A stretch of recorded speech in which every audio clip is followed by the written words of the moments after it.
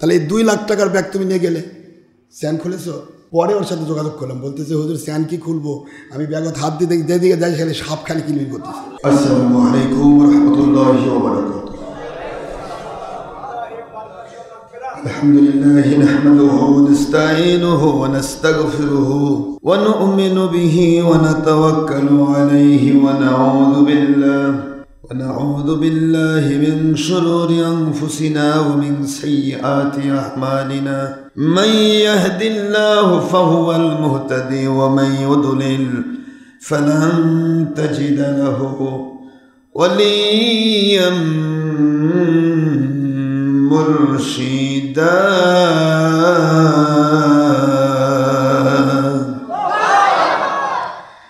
ونشهد أن لا إله إلا الله وحده لا شريك له ونشهد أن سيدنا وسندنا وحبيبنا ومولانا محمدا عبدا ونورا وبشرا شكورا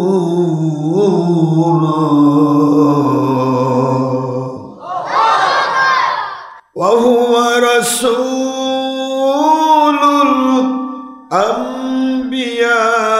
الأنبياء والمرسلين الذي أرسله بالحق شاهدا ومبشرا ونذيرا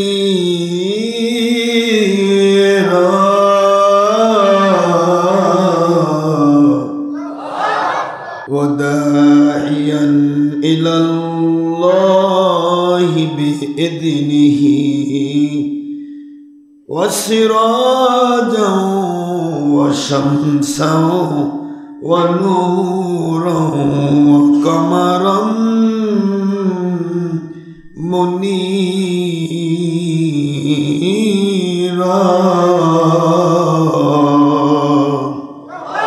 فقد قال الله تعالى في كلامه المجيد وفرقانه الحميد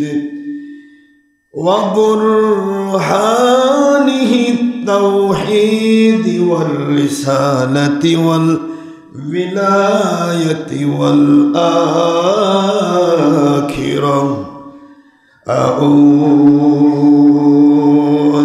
بالله من الشيطان الرجيم بسم الله الرحمن الرحيم إن الله وملائكته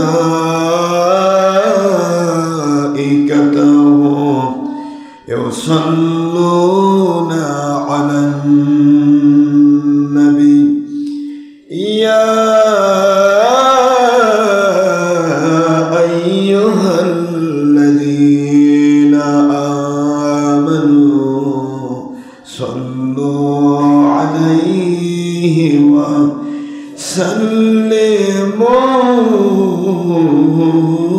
تسليما اللهم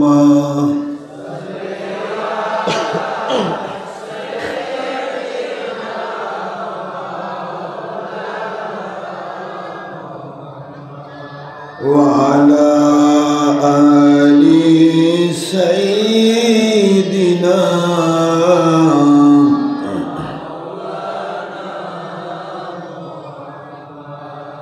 আমরা সবাই বড় বড় গুনাহগার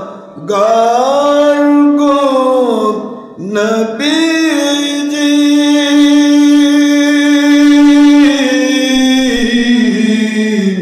দুনিয়াও বাতিল ফিরকার স্বার্থে আপনাকে অনেকেই চিনলাম না,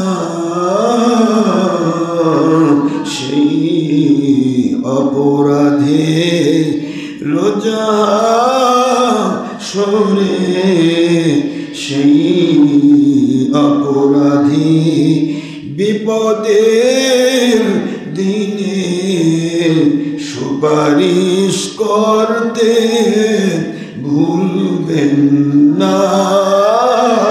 আল্লাহুম্মা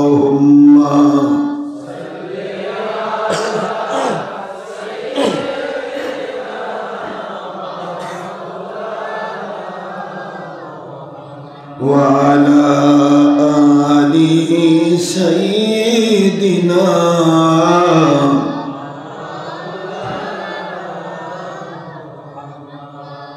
কোথায় রইলেন প্রাণের নবীজি,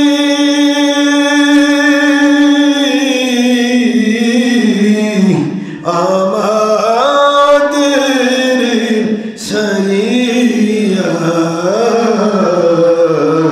কোথায় রইলেন নূরে নবীজি,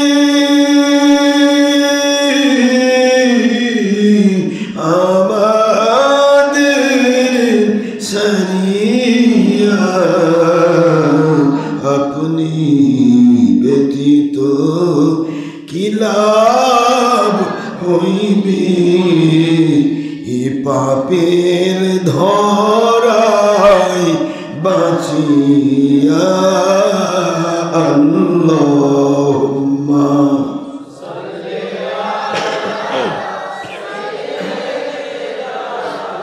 মাওলানা মুহাম্মদ ওয়া আলা আলি সাইয়্যিদিনা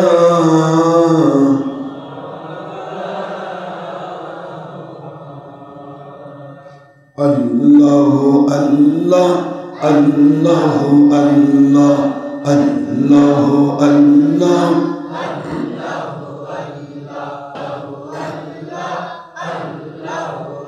কণ্ঠ থেকে ভালো করে মায়ার সাথে মহব্বতের সাথে বামস্তরের দুয়াঙ্গলিসে করবের মাকাম, সেখান থেকে আল্লাহকে ডাকুন।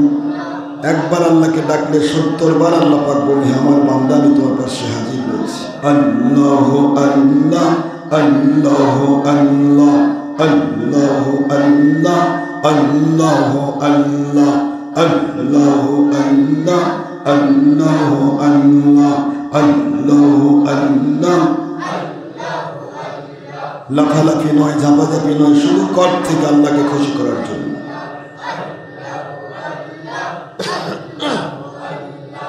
অন্তর হতে ডাকলে আল্লাহ, অন্তর হতে ডাকলে আল্লাহ, সকল গুনাহ মাফ হয়ে যাবে, গয়বি মদদ নাজিল হবে, সকল শত্রু পরাজিত হবে, সকল জায়গায় শান্তি আসিবে, কলবের ময়লা সাফ হয়ে যাবে।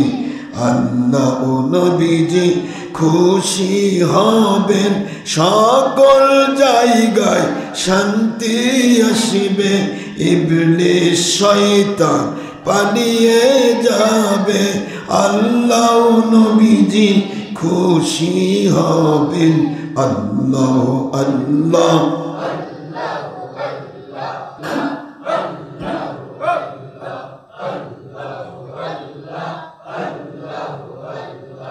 আল্লাহ আল্লাহ আল্লাহ আল্লাহ আল্লাহ আল্লাহ আল্লাহ আল্লাহ।